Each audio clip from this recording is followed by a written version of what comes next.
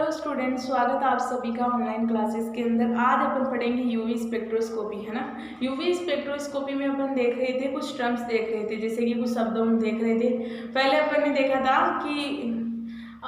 Auxochrome या chromophore क्या होता है। क्रोमोफोर यानी कि इनका स्वयं का कोई कलर होता है और 10 से प्रकाश की किरणों में उनका कलर इंटेंस यानी कि वो एब्जॉर्ब करके आपके विजुअल लाइट्स या यूवी लाइट्स को एब्जॉर्ब करके वो कलर शो करते हैं। लेकिन ऑक्सोक्रोम किसे बोल रहे थे कि इनका खुद का तो कोई कलर नहीं होता है, लेकिन अगर ये क्रोमोफोर के साथ ऐड हो जाए तो उनकी इंटेंसिटी बढ़ा देते हैं, यानी कि उनके कलर्स को डार्क कर देते हैं। इसे ही बोल रहे थे अपन क्रोमोफोर या ऑक्सोक्रोम किसे कहते हैं। आज कुछ और जो आपके यूवी स्पेक्ट्रोस्कोपी के अंदर जो वर्ड्स होंगे जो काम में आने वाले हैं, जब अपन किसी भी अज्ञात केमिकल या अज्ञात स्पीसीज का या अज्ञात किसी पदार्थ का जब स्पेक्ट्रम प्राप्त करेंगे तो उसके लिए अपने को ये इनका पता होना चाहिए कि इनकी वजह से होता क्या है। ओके, तो आपके एक वर्ड आता है, एक क्या बहुत सारे वर्ड आए थे, होता है कि बेंथो यानी कि बेंथोक्रोमिक या वर्णोत्कर्षी या लाल शिफ्ट किसे कहते हैं, यानी कि बेंथोक्रोमिक शिफ्ट,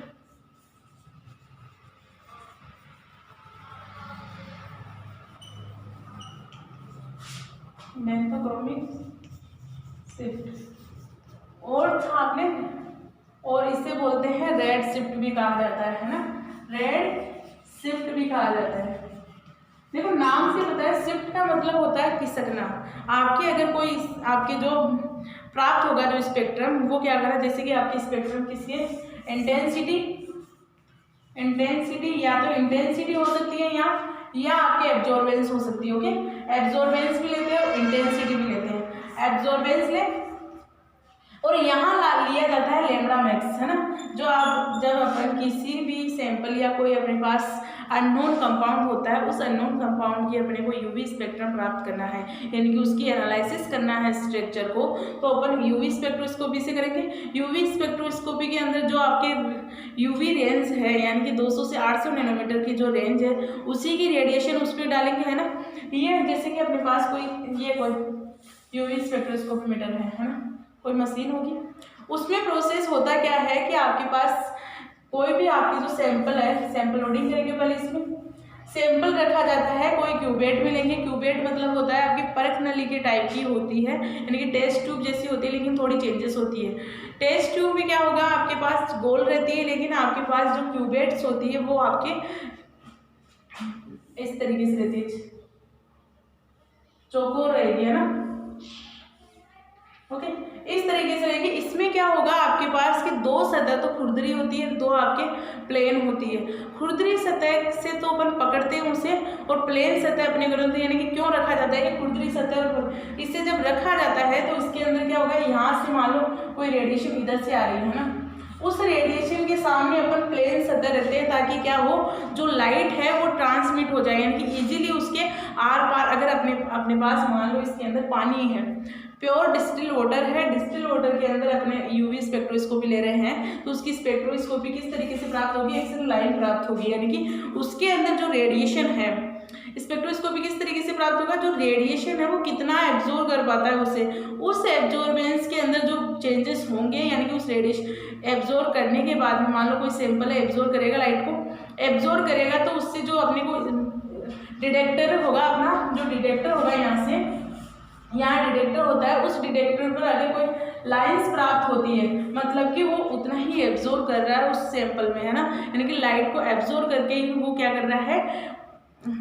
ग्राफ प्राप्त कर रहा है या ग्राफ दे रहा है। डिटेक्टर पर जो ग्राफ प्राप्त होता है उसी से पर आइडेंटिफिकेशन करते हैं कि इसके अंदर कितने अपने पास हाइड्रोजन बॉन्ड होंगे या कितने अपने पास हाइड्रोजन लगे होंगे, कितने हेटेरोमॉलिक्यूल्स लगे होंगे, ना, उस आधार पे ज्ञात किया जाता है। और अगर आपके पास कोई भी सैंपल है, उस सैंपल के अंदर मान लो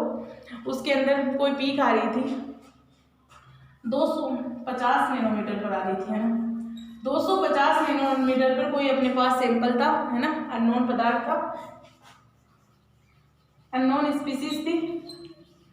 उसकी अपने को पीक प्राप्त हो रही थी 250 नैनोमीटर पर ही प्राप्त हो गई, यानी कि अपन रेडिएशंस की रेंज बदल के यूज करते हैं, जितनी रेडिएशन उससे रिक्वायर्ड होगी उतने पर पीक देगा, वरना देगा नहीं होगा ना। तो अपने पास मान लो 250 नैनोमीटर पर कोई पीक प्राप्त हो रही थी,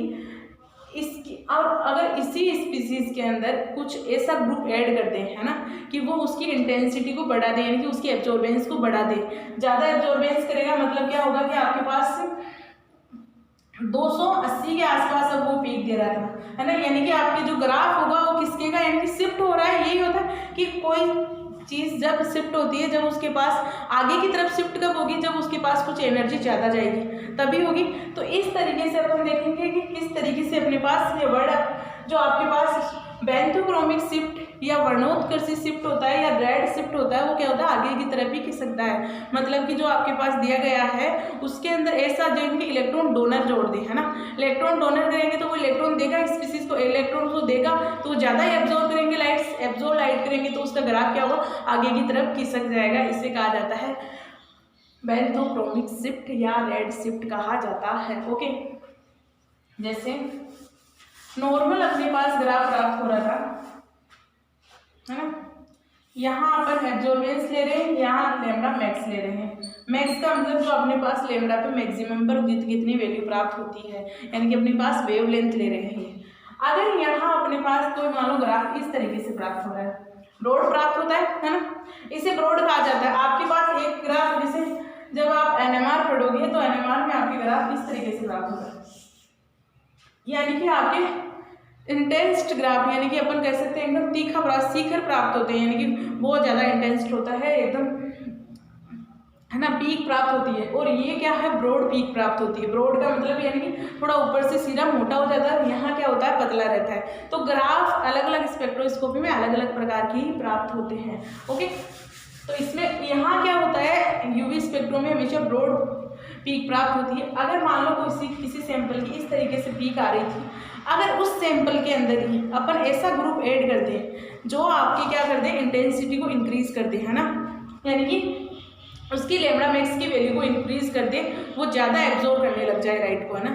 और या कह सकते हैं ऐसा ग्रुप कौन सा, जो इलेक्ट्रॉन डोनर होगा वही करेगा। अगर किसी के अंदर से इलेक्ट्रॉन डोनर है कि CH3 है, CH2 है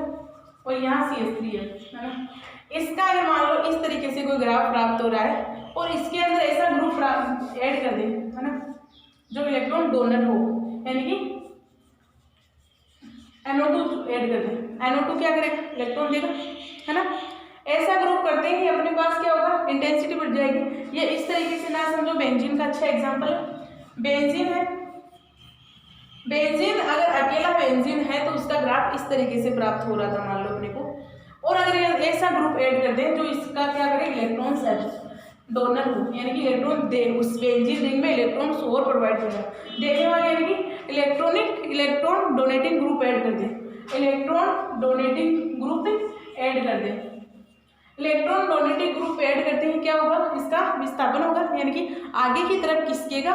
इस अगर इलेक्ट्रॉन डोनेटिंग ग्रुप आ जाए बेंजीन पे तो इस बेंजीन की क्या होगी, ये प्राप्त हो जाएगा, यानी कि जो अपने पास जो नया प्राप्त हुआ था वो इस तरीके से प्राप्त हो जाएगा, यानी कि थोड़ा आगे की तरफ खिसके। अब मान लो ये ग्राफ आपको प्राप्त हो रहा था 250 नैनोमीटर पर, तो अब ये ग्राफ आपको कितने में प्राप्त हो जाएगा, मान लो 280 में हो जाएगा, 80 नैनोमीटर पर ग्राफ प्राप्त होगा। इस तरीके से ग्राफ में क्या होगा, आगे की ओर शिफ्ट हो जाते हैं, इसे शिफ्ट होना कहते हैं ना, केमिकल शिफ्ट बोल रहे थे। जैसे अपन बहुत सारे ऐसे ग्राफ होंगे जिनमें अलग अलग वर्ड्स यूज किए जाते हैं, है ना, तो यहाँ जो वर्ड यूज किया जाता है, अगर ग्राफ यानी कि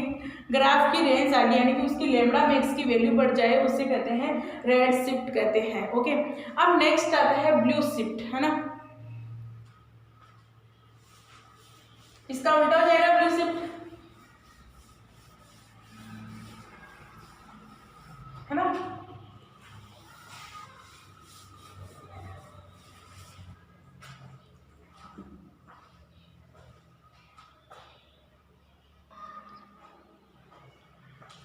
अब जो ब्लू शिफ्ट पढ़ेंगे अपन, ब्लू शिफ्ट या हिप्सोक्रोमिक शिफ्ट,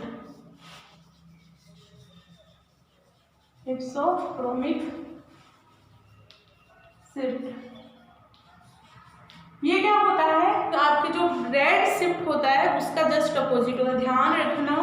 रेड शिफ्ट के अंदर क्या हो रहा है, लेमडा मैक्स की वैल्यू चेंज हो रही है। यहाँ अपने पास एनर्जी या अपन कह सकते हैं एब्जॉर्बेंस में कोई चेंजेस नहीं हो रहा है कि इतना होगा, यहाँ केवल क्या होगा, लेमडा मैक्स की वैल्यू चेंज होगी, यानी कि आपकी जो तरंग दैर्ध्य है उसकी ही वैल्यू में चेंजेस आएंगे और किसी की वैल्यू में चेंजेस नहीं आएंगे। ओके, तो यहाँ क्या हो रहा है, ब्लू शिफ्ट का मतलब होता है कि आपके पास कोई मान लो कोई ग्रुप दिया गया है, बेंजीन है, इस बेंजीन के ऊपर क्या हो जाए, इलेक्ट्रॉन डोनेटिंग ग्रुप पहले,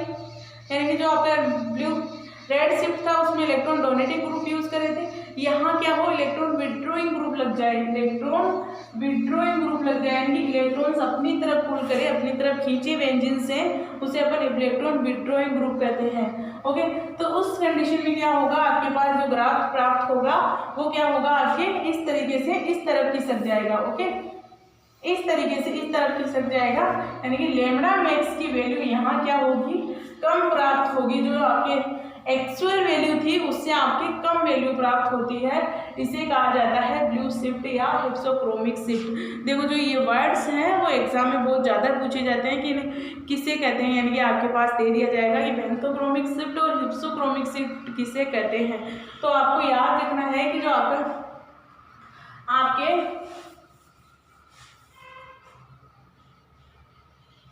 जो ग्राफ है इस तरीके से था, अगर वो इस पीछे की तरफ खिसक जाए, है ना, जो एक्चुअल ग्राफ था ये था, ये मेन ग्राफ है ना, अगर वो इस साइड खिसक जाए तो अपने पास क्या हो रहा है, ब्लू शिफ्ट हो रहा है,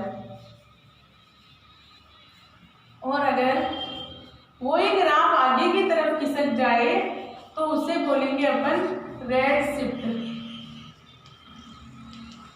ओके,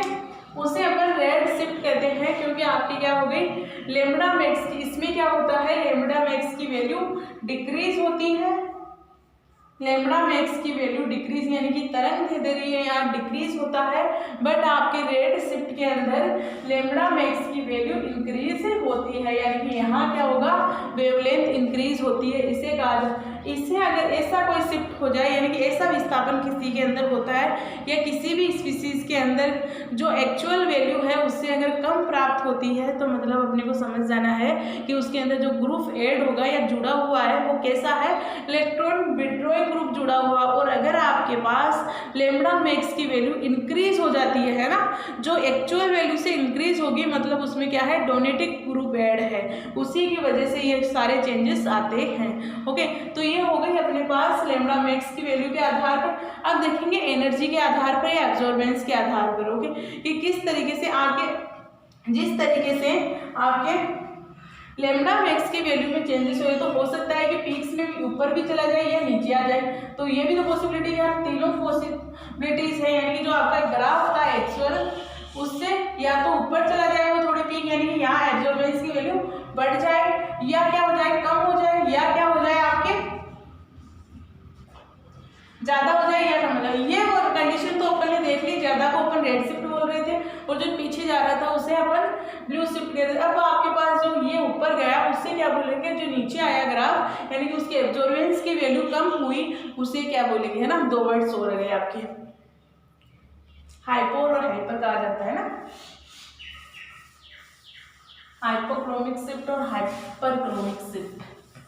नाम से ही पता चला, हाइपर मतलब बहुत ज्यादा, हाइपो मतलब कम।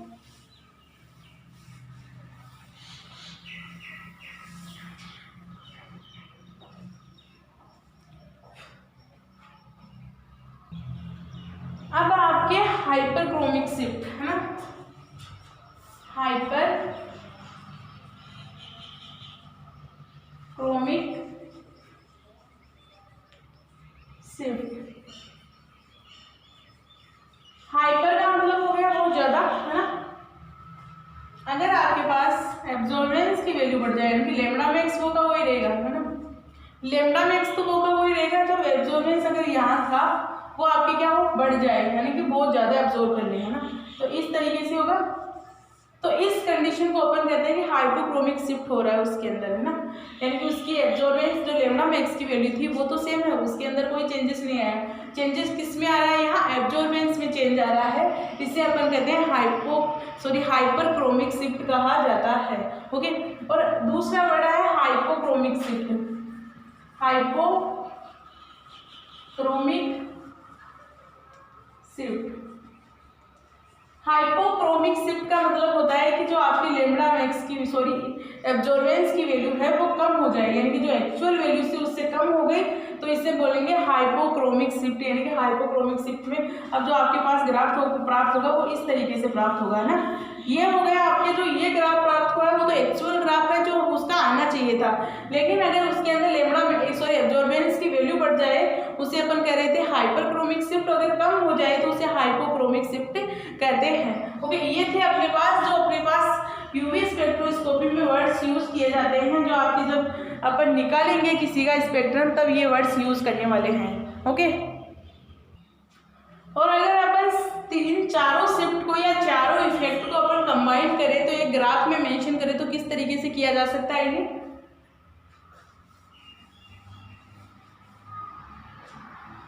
जो एक्चुअल पीक होगी आपकी वो ये होगी,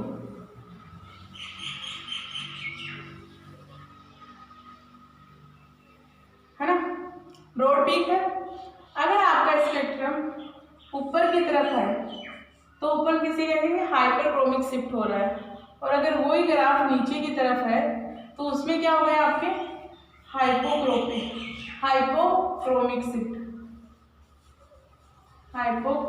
शिफ्ट हो गया। और अगर आपका ग्राफ इस तरीके से इस तरफ बढ़े, यानी कि लैम्ब्डा मैक्स की वैल्यू को चेंजेस करें, तो उससे अपन कह रहे थे रेड शिफ्ट या बेंथोक्रोमिक बोल रहे थे, है ना। और अगर आपका ग्राफ यानी कि लैम्ब्डा मैक्स की वैल्यू को कम करे, यहाँ क्या हो रहा है, इंक्रीज हो रहा है, यहाँ कम हो रही है, तो उसे अपन बोल रहे थे ब्लू शिफ्ट, है ना, ब्लू शिफ्ट। इस तरीके से ये चार शिफ्ट का यानी कि चार अपन इफेक्ट कह सकते हैं। ये चार वो इफेक्ट बहुत इंपॉर्टेंट है, और ये होंगे किसकी वजह से, या तो किसी आपकी स्पीसीज दी गई है उसके अंदर क्या होगी, इलेक्ट्रॉन विड्रॉइंग ग्रुप हो या डोनेटिंग ग्रुप हो, उसी की वजह से ये इफेक्ट आपके आने वाले हैं। ओके, अब जो नेक्स्ट क्लास में देखेंगे अपन, उसकी किसी भी आपके पास फॉर्मूला दिया गया होगा, उसके अंदर पीक्स किस तरीके से या कितने नैनोमीटर पर प्राप्त होती है वो देखेंगे। ओके।